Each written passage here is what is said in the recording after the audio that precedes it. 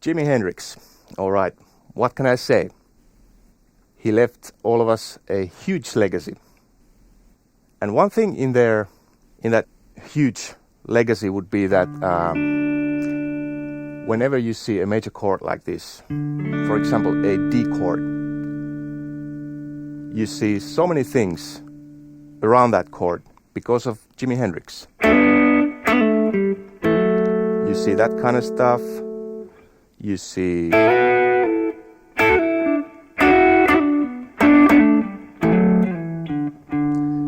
that kind of stuff. You see that kind of stuff around this chord because of Jimi Hendrix. So what happens here is he gives pretty much all of the major chords the sus treatment. But that needs to resolve like that.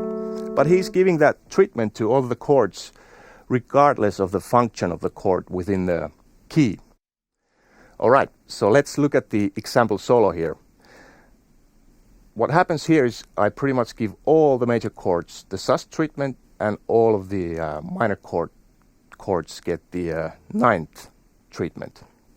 So this solo started like 1, 2, 3, 4.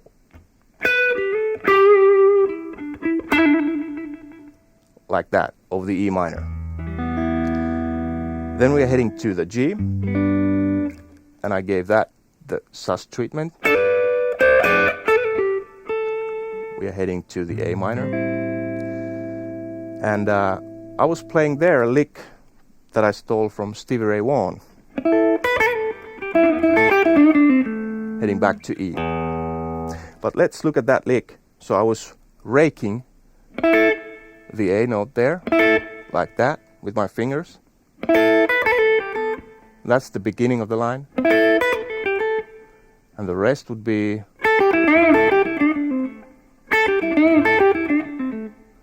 Let me try to play that slower.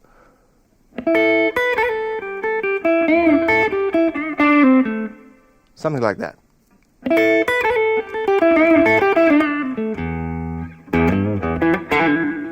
And that would be a very Hendrixy thing to do. Okay, we are heading on to the B chord next, B minor. And just before that, I was doing one other cool thing. We are still in the key of E, and I found this out of this position. And then I was going chromatically to the B minor. And then I was playing this really cool bluesy lick.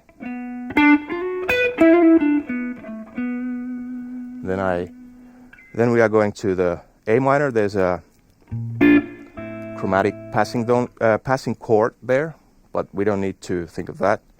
So we are heading to the A minor, and I was playing sorry, excuse me. I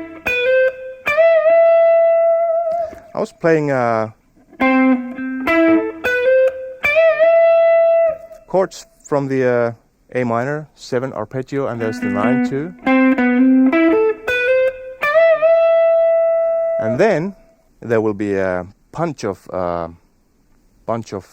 major chords, and I'm giving them all this sus treatment, regardless of the function with these chords within the key. They are all getting the same treatment. So first would be the G. 1, 2, 3, 4. Then F. 1, 2, 3, 4. Then the C. There's the sus there. And then the D.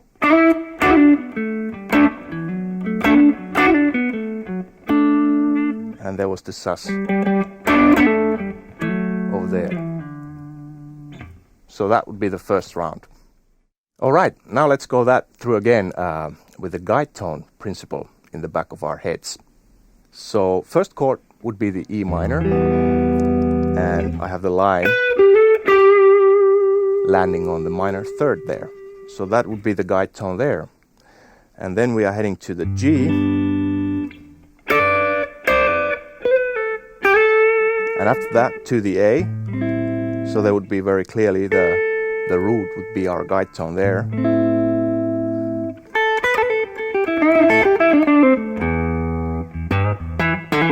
Again, back to the E minor, and there's our root as our guide tone. And we are heading on to the B minor. There would be the root that we are coming back to, landing on the root. So that would be our guide tone there, which is good because we are having the B minor, so it would be the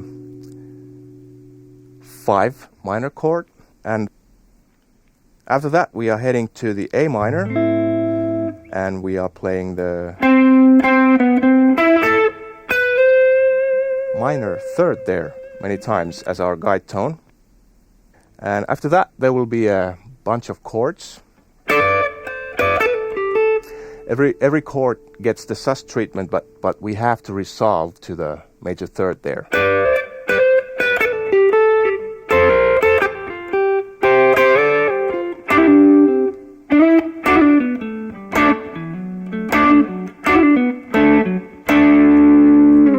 So we are resolving all of those chords to the major thirds. Those would be our guide tones there. So here would be the second round of this solo, and it starts with a pickup. 1, 2, 3.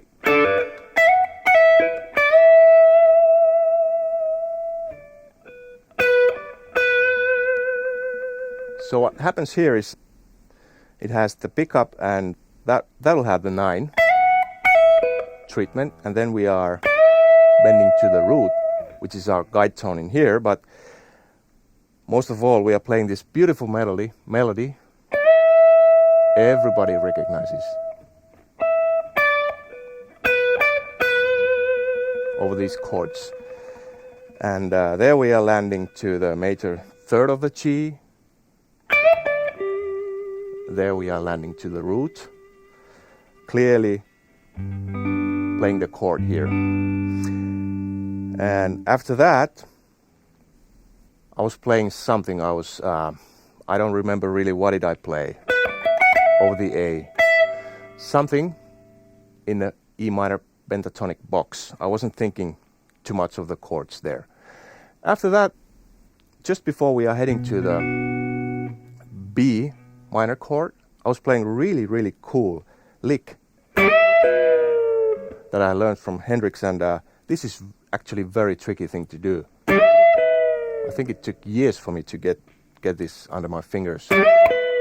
So what happens here is I'm bending with my third finger here. I'm bending from the 15th fret with the B string here, and once we get the bend done, we are kind of releasing it and picking the other note from the G string, and those two notes may even play on top of each other here.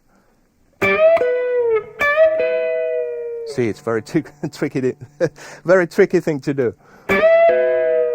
There you go.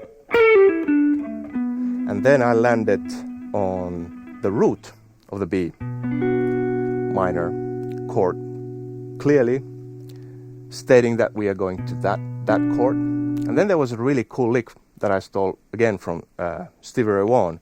1, 2, 3, 4, 1.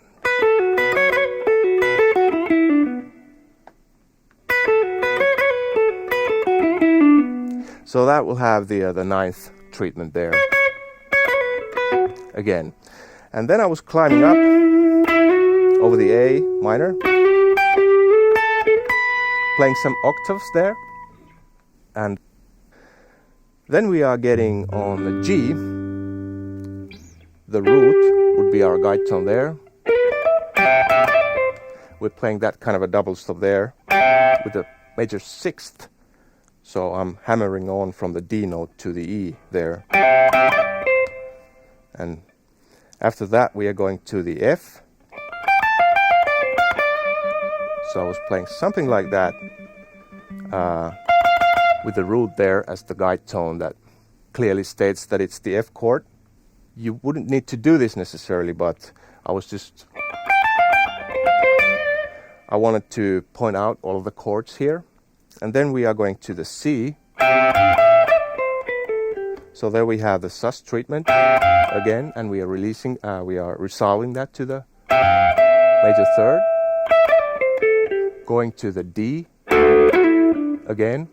There's the sus.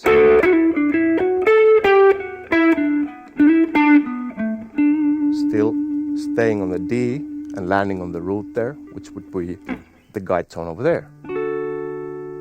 So there's our second chorus.